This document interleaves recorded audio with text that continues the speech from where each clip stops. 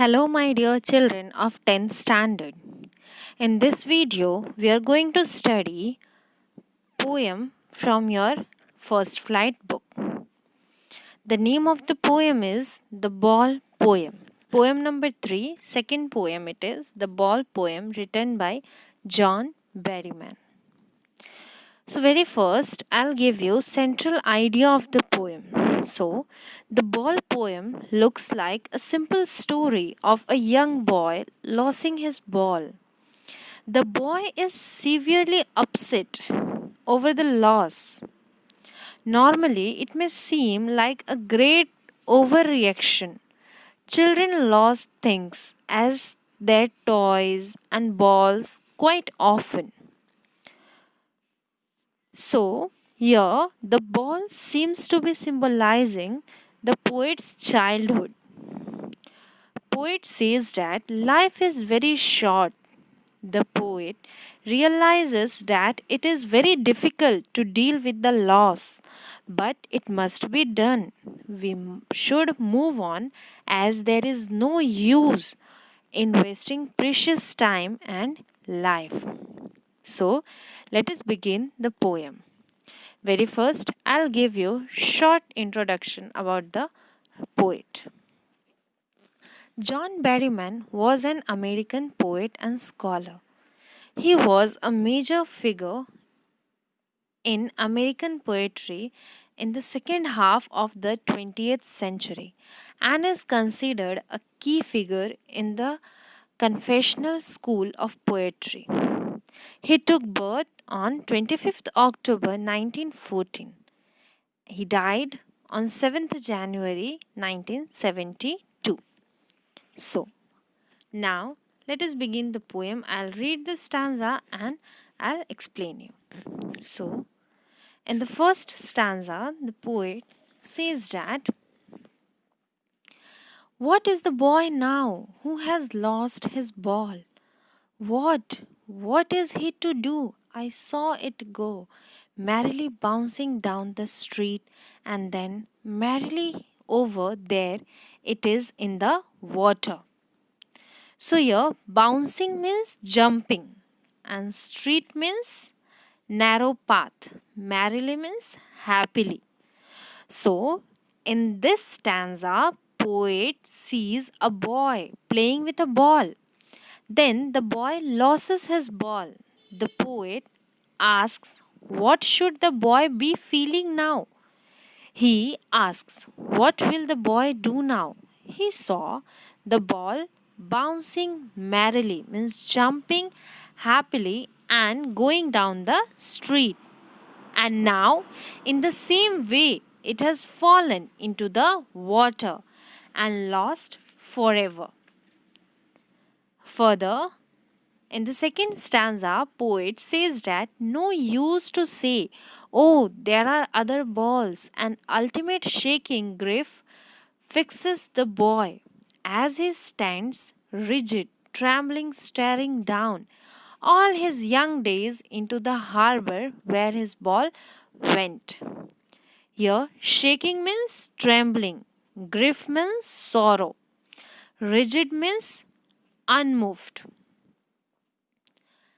Trembling means shivering, and young days means childhood days. Harbor means a place where ships load and unload goods. So, in this stanza, poet says that there is no use of consoling the boy. He cannot be consoled if he is offered other balls in place of the lost ball. Finally, a deep grief overpowers the boy. He stands shaking there without leaving the place. Standing there, he stares down the place where the ball has disappeared in the water of the harbor. The loss of the ball in the harbor reminds him of his childhood and childhood days, which have been lost in the harbor of life. Further, in stanza 3, poet says that I would not intrude on him. a dime, another ball is worthless. Now he senses first responsibility in a world of possessions. Intrude means interrupt. Okay, enroach. A dime means so. Dime means we can say cents. In USA, 10 cents equals to 1 dime. Like for example, in India, we say paise. So, here in this stanza, poet says that he does not want to intervene or console the boy. He will not tell the boy that the ball he has lost costs almost nothing. He will not console him by saying that he can buy another ball quite easily. Now, good sense prevails over the boy. He knows that in this world, people are always running after acquiring and owning things.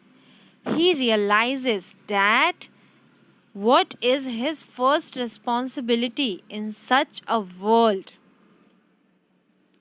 So, in this materialistic world, the boy, according to the poet, the boy senses his first responsibility. Further, in fourth stanza, the poet says that people will take balls. Balls will be lost always, little boy, and no one buys a ball back. Money is external. External means not internal, outwardly. So, in this stanza, poet says that buying and losing continues throughout our life.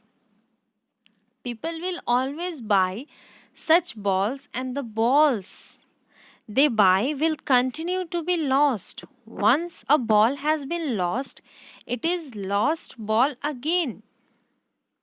Means the ball will lost again. Money is totally external to our inner feelings. Money cannot compensate our emotional losses. Similarly, the childhood that we have lost forever cannot be bought back with money. In fifth stanza, poet says that he is learning well behind his desperate eyes this epistemology of loss, how to stand up, knowing what every man must one day know, and most know many days how to stand up. So here, desperate means hopeless. Epistemology means knowledge. Here, epistemology of loss, okay, means understanding the nature of loss. So, in fifth stanza, poet says that the boy with his hopeless eyes is beginning to learn the nature of loss. He is learning what it means to lose something. He has to learn how to come over the loss and stand up again in life. He has to learn this basic principle of life which every man of the world has to learn. He must learn how to bear the pangs of the loss of his childhood. He has to move ahead in life forgetting the loss of his childhood. So, with this, we come to an end of the poem. So, by this poem, the poet is trying to explain the boy that all through your life you will be forced to do the things you don't want to do, but then also you have to do. Okay, so now we'll see the literary devices, or we can say the poetic devices which has been used in this poem. So very first we'll see the rhyme scheme. So by reading or by seeing every line last word, we can see that in this poem, no rhyme scheme is there. Okay, no words is getting rhyme with any another word. So we can say no rhyme scheme is used in this poem.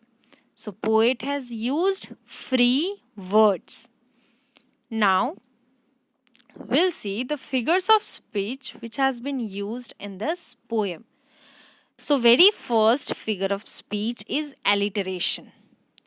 So I have explained you that what is the meaning of alliteration. So alliteration means repetition of consonant sound at the beginning of two or more closely connected words. Remember students, at the beginning of two or more closely connected words. So see in line 13, poet says that balls will be lost, always little boy.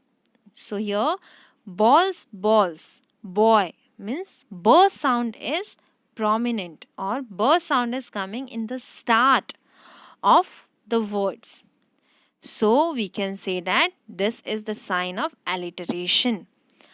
In the same way, in line 14, you all can see that poet is saying, and no one buys a ball back. Again, see, buys, ball, back.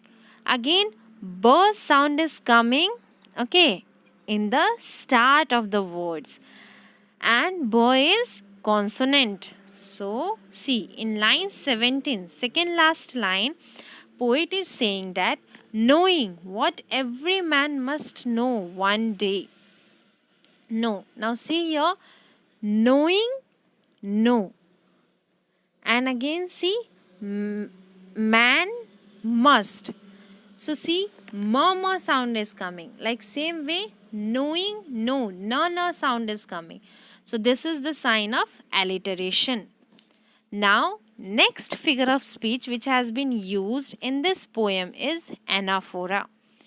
What is the meaning of anaphora? So, anaphora means when two or more than two lines start with same words.